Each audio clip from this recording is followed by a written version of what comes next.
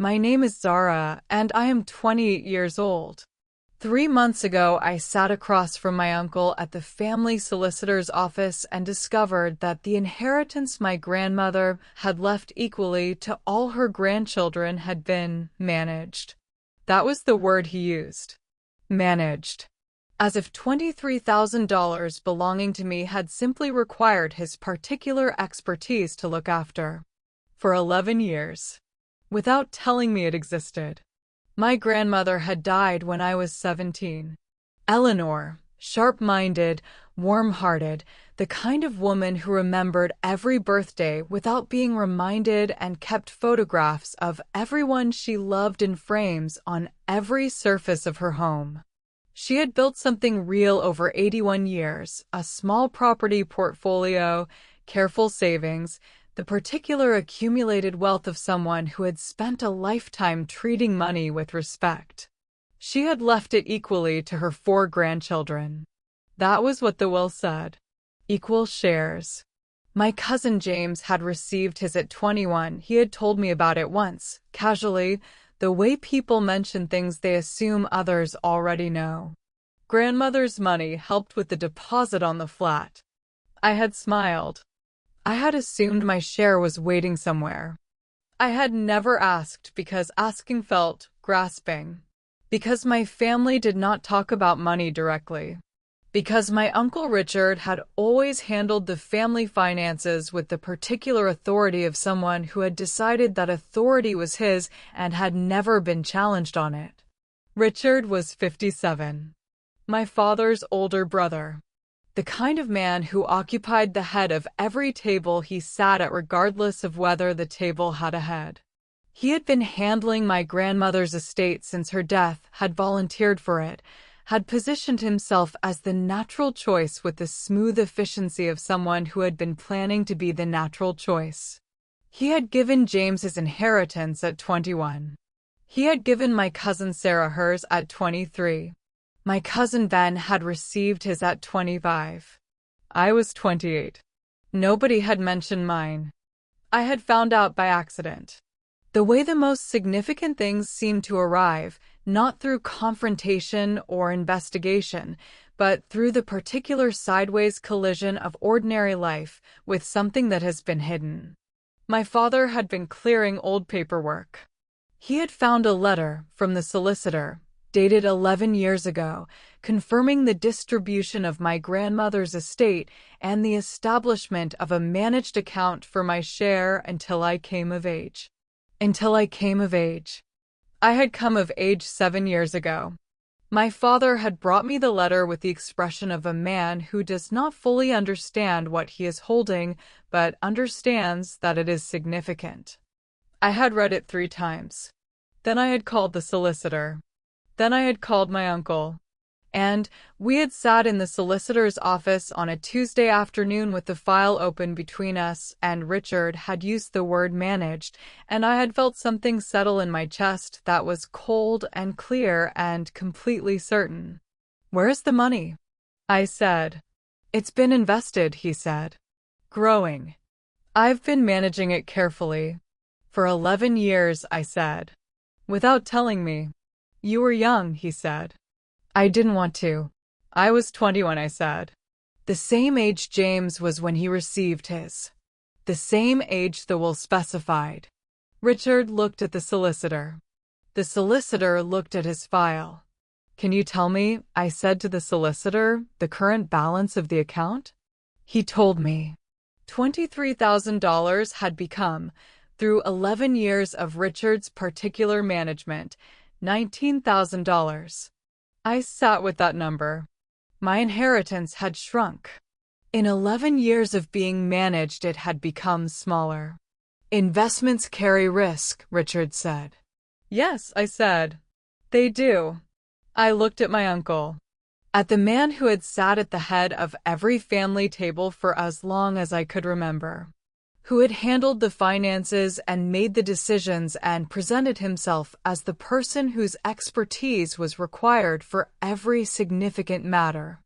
"I want the account transferred to my name," I said. "Immediately." "Sarah." "Immediately," I said.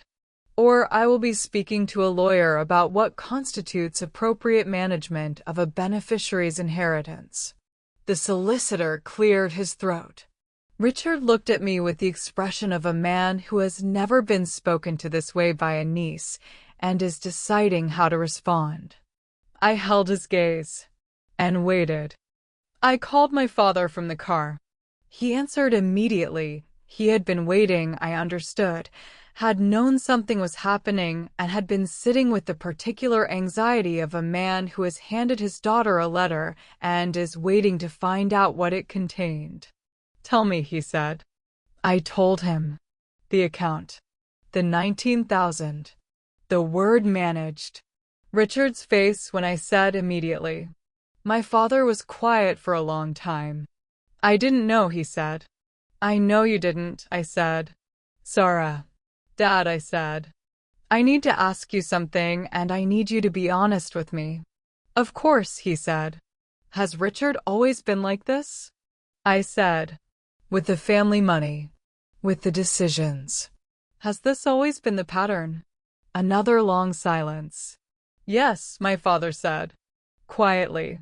"Since we were children. He was the oldest. He decided things. The rest of us, we let him. It was easier." "It was easier," I said. "Yes," he said.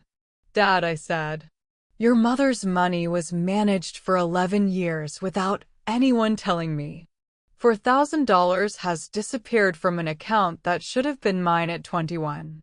That is not easier. That is something else." "I know," he said. "I'm sorry. I need your support," I said. "What comes next, I'm going to need you with me." "I'm with you," he said. Immediately. The words of a man who has been taking the easier path for 55 years and has just decided to take a different one. I called my cousin James on Wednesday. James, who had received his inheritance at 21. Who had used it for a flat deposit. Who had mentioned it casually once as if it were a thing everyone knew about. "Did you know about mine?" I said when he answered. A pause. "I assumed you'd received yours," he said. I didn't think to ask. "Why not?" I said. Another pause. Longer. "Because we don't ask those things in this family," he said. "Because Richard handles the money and we don't question it." "We don't question it," I said. "No," he said. "We never have." "James," I said, "do you know what happened to $4,000 of my inheritance?" Silence. "No," he said. "Neither do I said. "That's the problem." I went to see a lawyer on Thursday. Not the family solicitor, a different one. Someone with no existing relationship to Richard or the estate or the particular decades of family arrangement that had produced a situation where a 28-year-old woman was discovering her inheritance for the first time. Her name was Patricia, sharp, direct, the kind of lawyer who listened with focused attention and asked precisely the questions that mattered. I told her everything. When I finished, she said, "The will specify distribution at majority." He withheld distribution for 7 years beyond the specified date. The account has decreased in value. There are questions about the management that require documentation. Can he be held accountable? I said. That depends on the documentation, she said. What records exist of how the account was managed? What decisions were made? What the money was invested in and why? She paused. I would like to see the full account history. How do I get that? I said. You are the beneficiary, she said.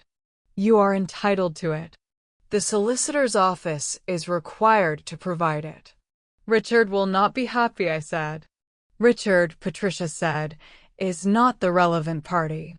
I looked at this woman across her desk. At the particular calm of someone who has assessed a situation and found it manageable. Get me the documentation, she said. And then we'll know what we're dealing with. The account history arrived on a Friday. 47 pages. 11 years of transactions, statements, investment decisions, management fees. I sat at my kitchen table and went through every page. Not quickly, carefully, with the particular focused attention of someone who is looking for a story in numbers and understands that stories in numbers require patience to read. What I found took my breath away. Not dramatically, with the cold clarity of something that makes complete sense once you see it. Management fees. Richard had been charging management fees. Not disclosed. Not agreed to. Not specified anywhere in the will or the original account documentation. But present, small amounts, quarterly, consistent across 11 years. The particular drain of someone who had decided that managing something entitled them to compensation for the managing.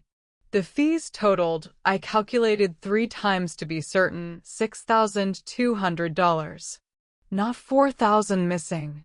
6,200 in fees. Plus the investments had performed poorly, not catastrophically, not in the way of obvious mismanagement, but in the specific way of someone who had not been particularly careful because the money was not theirs. I took photographs of every relevant page. I sent them to Patricia. She called within the hour. "The fees," she said. "Yes," I said. "Undisclosed fees from a managed inheritance account are not legal," she said. "This is clear. What can I do?" I said. "You can demand repayment," she said. Asterisk, with documentation, with the solicitor involved, with the legal weight of what this represents. She paused. "You can also involve the relevant authorities if he does not cooperate." "I want to talk to him first," I said. "With my father present. I want to give him the opportunity to do the right thing before it becomes something larger." "That is reasonable," she said. "And it is generous, given what he has done." "It's not generosity," I said. "It's strategy. I want him to understand exactly what I know before he decides how to respond." "Very well," Patricia said. "Call me afterward." I called a family meeting. Not the whole family, my father, my uncle, and me. The 3 of us. In my father's house, on neutralish territory, with the account documentation in a folder in front of me. Richard arrived with the particular confidence of a man who does not yet know what he is walking into. He sat down. He looked at the folder. Something flickered across his face. "Sarah," he said. "I think there may have been some miscommunication." "There wasn't," I said. Asterisk, there was management. "Your word." I opened the folder. 47 pages of it. I slid the relevant pages across the table. The fees. Highlighted. Dated. Totaled. $6,200, I said. Charged against my inheritance account over 11 years. Not disclosed. Not agreed to. Not legal. Richard looked at the pages. His confidence did something, not collapsed, but shifted. The particular shift of someone whose position has changed and who is calculating the new landscape. "The management required," he started. "Did grandmothers will specify management fees?" I said. "No, but..." "Did the original account documentation specify management fees?" I said. "It was implied." "Did you disclose to me at any point that you were charging fees against my account?" I said. Silence. "No," he said. "No," I said. "You didn't." My father was very still beside me. "Richard," my father said. Quietly. The voice of a man who has been taking the easier path for 55 years and has chosen a different one. "What did you do with the money?" Richard looked at his brother. Something crossed his face that was not the confidence of a man who controls things. Something older and less certain. "I needed it," he said. "There was a period a few years ago when things were difficult. I told myself I would repay it." "Did you?" I said. "Not yet," he said. The room was very quiet. Richard did not fight it. That surprised me. I had prepared for a fight, had Patricia on call, had the documentation organized, had rehearsed every version of the conversation, including the ones where he denied everything and made me prove it. He did not deny it. He sat in my father's living room with the 47 pages in front of him, and he looked at them, and he said, "What do you want?" "Full repayment," I said. "The 6,200 in fees, plus interest for the period since each fee was charged. And if I can't?" "Patricia has given me a figure," I said. "Based on standard rates. The total with interest is $8,400. He was quiet. "And if I pay it," he said, "this is finished?" "This specific matter," I said. "Yes." "What does that mean?" he said. "It means," I said, that I am not interested in destroying you. I am interested in what is mine. Pay me what is mine and we move forward." I paused. "But I am also telling you clearly that the way you have operated in this family, the decisions made without consultation, the money managed without disclosure, the authority assumed without being granted, that is finished too. Not because I say so. Because my father says so. Because my cousins say so. Because the family has decided." Richard looked at my father. My father met his gaze. "She's right," my father said. "It's finished, Richard." Something happened to my uncle then. Not a dramatic collapse. Nothing about Richard was dramatic. But something settled in him. The particular settling of a man who has been carrying something heavy and has been told he can put it down. Not easily. Not without cost. But down. "I'll pay it," he said. "Within the month." 2 weeks, I said. 2 weeks, he agreed. He paid within 10 days. Bank transfer. No note.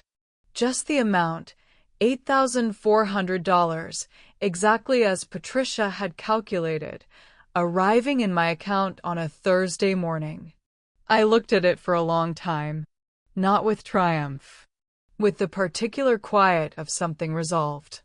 Patricia called to confirm receipt. "It's there," I said. "Good," she said. "What will you do with it?" I thought about my grandmother.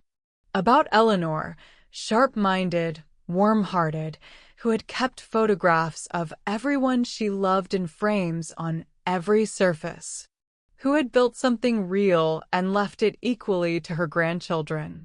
Something she would have approved of, I said. "I used the money to finish my master's degree. Not all of it.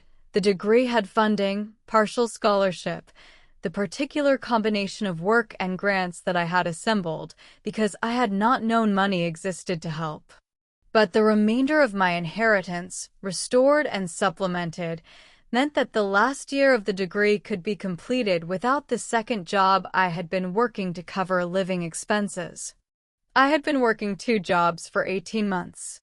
I had not known I didn't have to.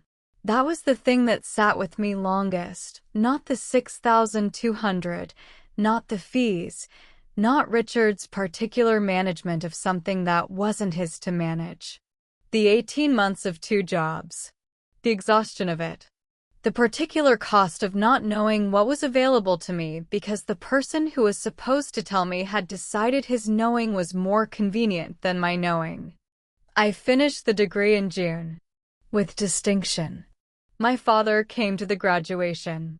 He sat in the front row with the particular focused attention of a man who was making up for something and understood that making up for something required showing up completely. After the ceremony, he hugged me. "Eleanor would have been proud," he said. "I know," I said. "She left me the money to be here." "Yes," he said. "She did." Richard came to a family gathering in the autumn. The first one since the solicitor's office. The first one since the 47 pages and the 2 weeks and the bank transfer on a Thursday morning. He was quieter than usual. Not the confident occupier of table heads. Not the man whose authority had been assumed and never questioned. Something smaller and more uncertain, not diminished exactly, just human-sized in a way he hadn't been before. He shook my hand when he arrived. "Congratulations," he said. "On the degree." "Thank you," I said. We were not warm. We were not going to be warm quickly. If ever, some things take more time than an autumn family gathering, and some things take more than time. But we were civil. We were in the same room. We were the particular careful beginning of two people who have been through something and are deciding what comes after. That was enough for now. James found me in the kitchen at the gathering. He had a glass of wine and the expression of someone who has been thinking about a conversation for several months and has decided to have it. "I should have asked," he said. "Yes," I said. "When I mentioned grandmother's money," he said. "When I said it helped with the deposit." I should have said, "Did you get yours?" I should have noticed when you didn't respond the way someone who had received their inheritance responds. "How does that person respond?" I said. "Differently," he said. Asterisk, they say, "Yes, mine too," or "Mine went this or that." They respond from knowledge. You responded from, "I don't know." From not knowing. He looked at his glass. I should have noticed. "You weren't looking," I said. None of us were trained to look. Richard made himself the person who handled things, and we accepted it, and the accepting meant we stopped looking. "We should look more," he said. "Yes," I said. "We should." My grandmother's photograph is on my desk. Not one of the formal ones, a candid, from a family gathering, her face caught mid-laugh at something someone had said. The particular laugh of a woman who found things genuinely funny and didn't moderate the finding. I look at it when I am working. When the research is difficult, or the writing is slow, or the particular weight of a thing presses down and needs acknowledging. She built something. She left it to the people she loved. She expected it to reach them. It took 11 years longer than she intended. But it reached me. And what I built with it, the degree, the research, the particular future that is now more possible than it was, is exactly what she would have wanted. Eleanor, who kept photographs of everyone she loved in frames on every surface. I keep hers on my desk, so she can see what her money became. I want to say something to you. If someone in your family has ever positioned themselves as the person who handles things, the finances, the decisions, the particular authority of someone who assumed rather than earned their role, you are allowed to ask questions. You are allowed to request documentation. You are allowed to sit across from them in a solicitor's office and say, "Where is the money? And what has happened to it? And I want the account transferred to my name immediately." The word "immediately" is a complete sentence. You do not need to soften it. You do not need to preface it with gratitude for the managing. You are entitled to what is yours. Your grandmother left it to you. Your inheritance, whatever form it takes, money or opportunity or the particular thing that was meant to reach you and was managed into something smaller by someone who decided their comfort was worth more than your knowledge, is yours. Go get it. If this story moved you, please like, subscribe, and hit the notification bell. Has a family member ever controlled money or decisions that should have been yours? Share your story in the comments. I read every single one. Tell me where you are watching from. I love knowing how far these stories reach. Until next time, go get what is yours.